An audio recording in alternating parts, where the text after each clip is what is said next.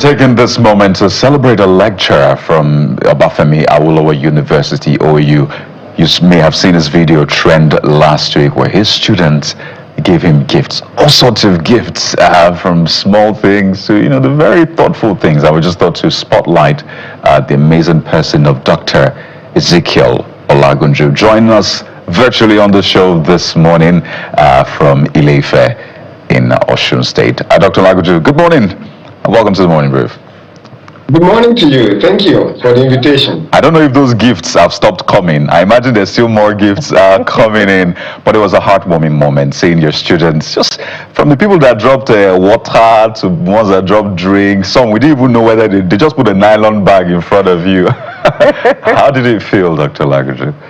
Well, I felt and I feel very great for the love from the students and their appreciation. It was heartwarming, actually. Dr. Olagunju, we need to investigate you. So what exactly have you done to warm your way into the hearts of your students? Because this is not the norm in Nigerian universities. Either you are knocking on the lecturer's door, what happened to my results? Or they missed a course or something and they're trying to catch up. So how have you warmed your way into the hearts of that number of students? Well, it has been my life's passion. Actually, there are three major things that influenced my life or that led to this kind of appreciation. Number one is my past. Academically, I schooled in a village, and it was not easy for me to really come up very fast. But then, despite the fact that I schooled in the village, seeing myself successful and becoming a lecturer, it made me to know that anybody can excel in life. That if I can excel, because it's even a very funny story that when I first wrote WAHEC, I had pass just in Yoruba language. Every other thing, F9. So it was so disturbing. So when I got home, I showed my sisters and my parents, this is terrible. And I was so sorrowful.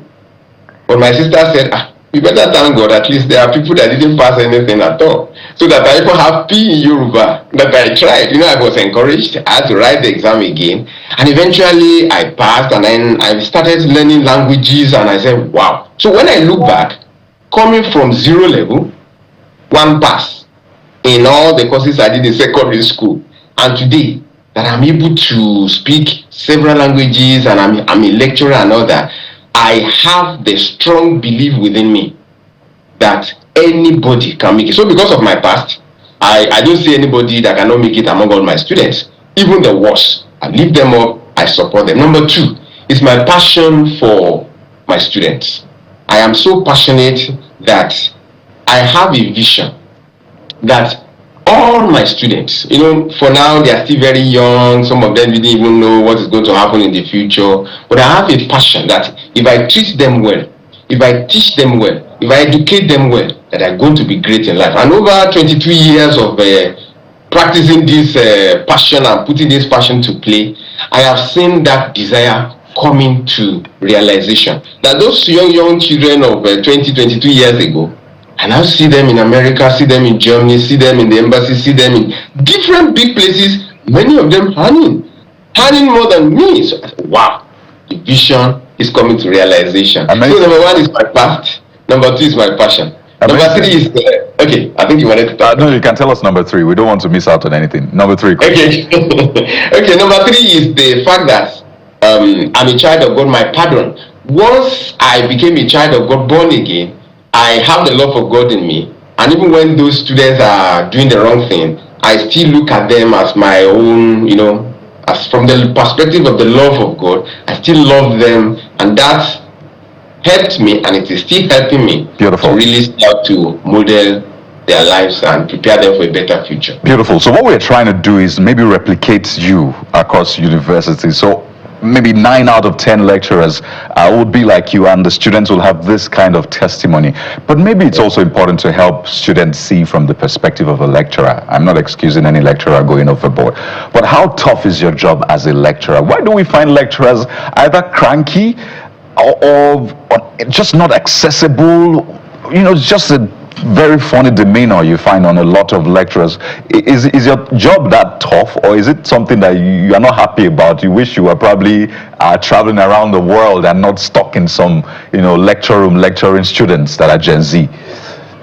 Well, the work of lecturing is actually very interesting, but it's like somebody that is preaching and is not called to preach.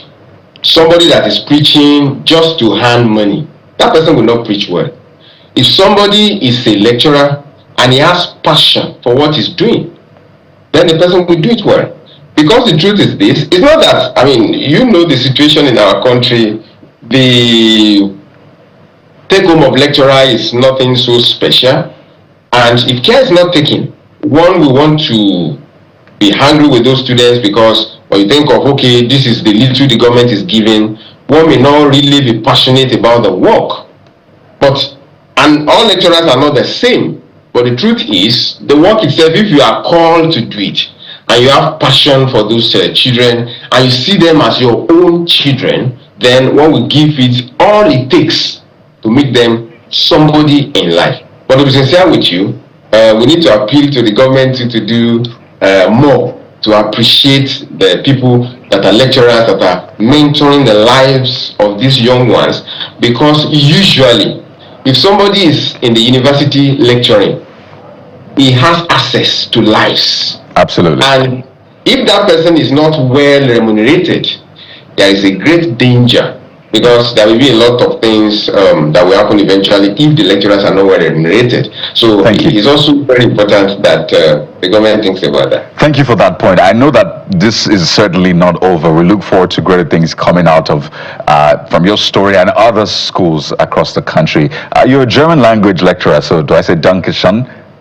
Okay, I think I got that a little bit. We've been speaking with Dr. Ezekiel Olagunju. His video trended last week, and it's beautiful to hear his philosophy, how he approaches his work. Thank you so much, and thank you to your students, the ones that gave you drinks and water and stuff. Thank you to them as well.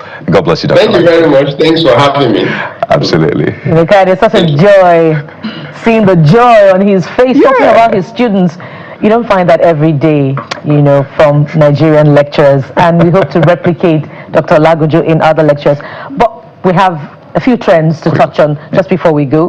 Kade was sport for choice, but let's start with this one by gospel singer Mercy Chinwo, which is what is trending right now. That video that she released early on yesterday, in which she talked about her own side of the story in the continuing dispute between her and her former manager, Easy T. And this is it. You billed me and threatened my life. You took me to court, in this case. Bullied rather, and took me to court and came online to tell the public that I took you to court. What did I do to you? Gospel singer Mercy Chinwo addresses her former manager. And Ajibola is the first user this morning who is saying, I just feel sometimes some things that just felt left unsaid. People will always believe whatever they choose to believe. Well, we wonder where this will all end and how it will all pan out. But thank you, Ajibola, for your comments on this particular one. Kari, you have the next one. Oh, yes. This next user, let's see. Yeah, that's Chim, says, whatever the outcome may be, I love Mercy Chinwo, and God always be for you. Well, I don't know how much time we have anyway, but there's a lot of talk about this. Coincidentally, I know both of them. That's why it's difficult to comment on this. But I hope that they go dark on the media fireworks because of the sacredness of what they do. One is a gospel music record label, the other one is a gospel artist. So that makes it a bit more sensitive. Well, I hope it's resolved in the interest of the faith that they both represent in this particular case. This is tricky business too sometimes. So that's it on the program. Thank you so much for your time as always and company. I'm Jeffrey Uzama. Bye-bye. We'll be back again tomorrow. I'm Bukola Koka. And I'm Kaido Kikilu. Sunrise Daily is next. Goodbye.